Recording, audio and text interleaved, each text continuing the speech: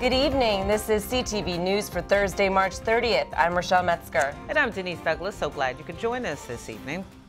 Well, 3 more people have filed a lawsuit related to that apartment explosion in Silver Spring. Attorneys made that announcement at a news conference this afternoon. You'll recall the explosion at Flower Branch Apartments in August destroyed a building and killed 7 people and injured many others.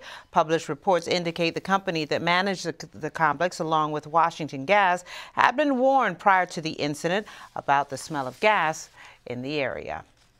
Governor Larry Hogan says he plans to veto Democratic legislation that makes Maryland a sanctuary state. The House of Delegates recently passed the Trust Act, which would bar state and local law enforcement from helping federal officials with undocumented immigrants. Senate President Mike Miller says the bill will not pass committee unless it is revised.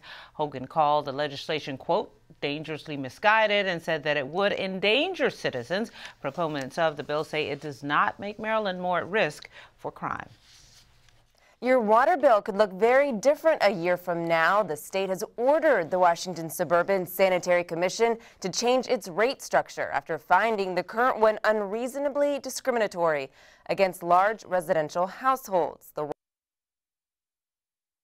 in Prince George's and Montgomery counties is now studying alternative systems. Today, WSSC officials briefed a bi-county work group on 7 different billing options and its timeline for implementation. The types of rate structures that we are looking at fewer steps than we currently have. So we're looking at flat rate, a single rate, also looking at 4-tier, 8-tier structures whereby we bill through the tiers as opposed to billing to the highest tier.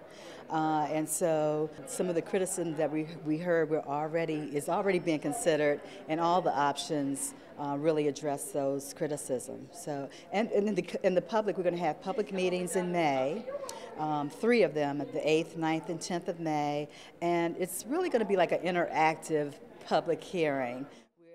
Well, Carla Reed, the general manager of WSSC, says she's confident that the new rate structure will be in place by July 2018. However, council members from both jurisdictions today questioned whether that timeline is realistic.